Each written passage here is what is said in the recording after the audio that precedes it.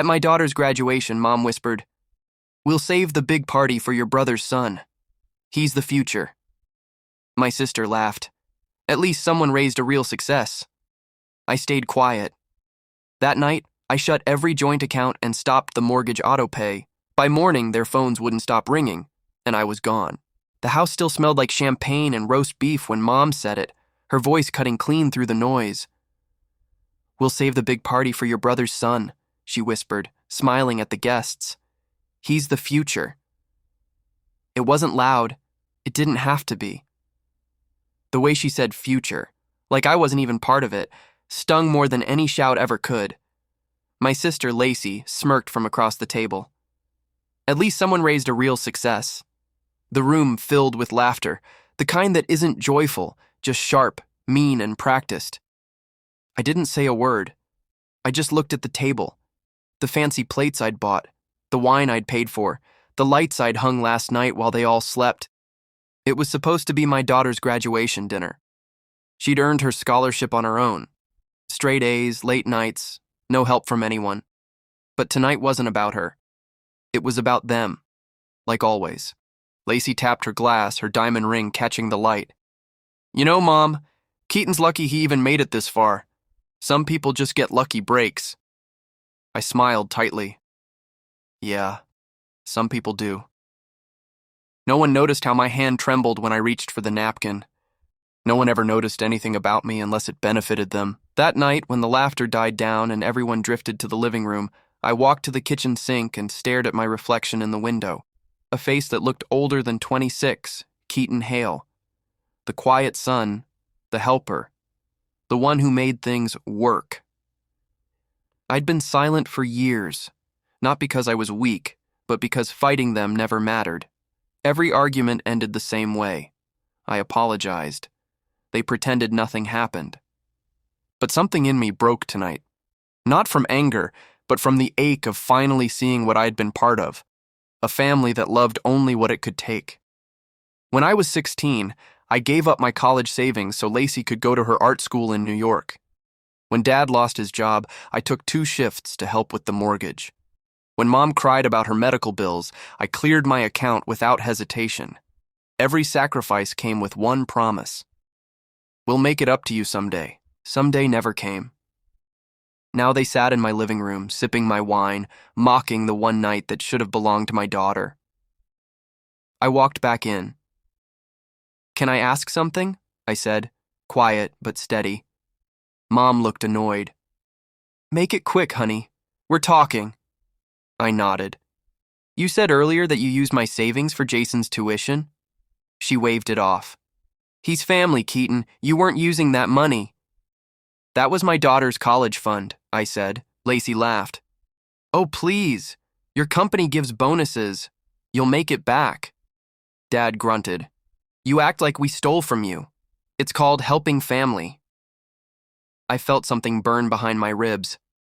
"Helping family," I repeated slowly. "That's what we're calling it now?"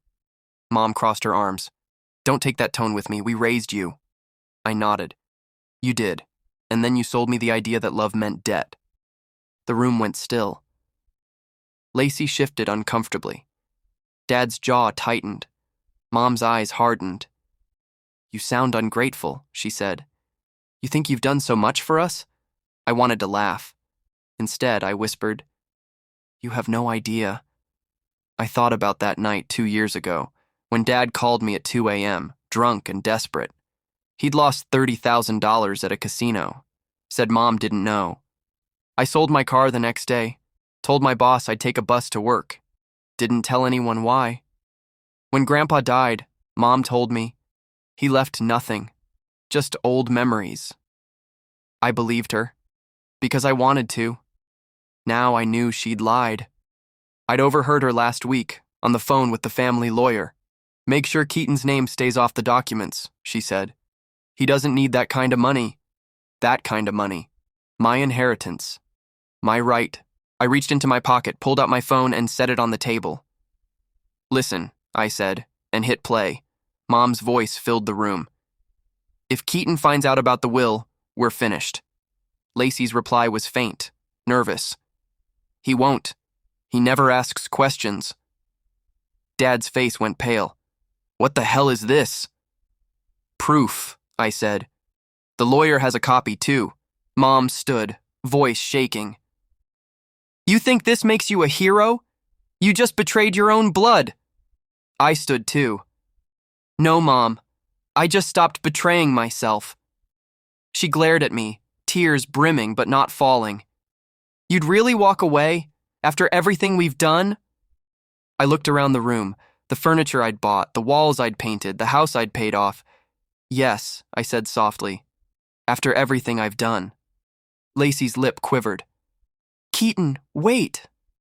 I turned. Her eyes were wet now, guilt spilling through every word. I didn't want to lie. Mom made me. She said you'd ruin everything if you knew. Then why didn't you tell me? I asked. Because I was scared to lose them, she whispered. I nodded. I know the feeling. The silence that followed was suffocating. Dad muttered curses under his breath. Mom sat down, finally crying, not from guilt, but from losing control. I walked to the door. I gave you all my silence, I said quietly. Tonight, I give you the truth. No one followed me as I left.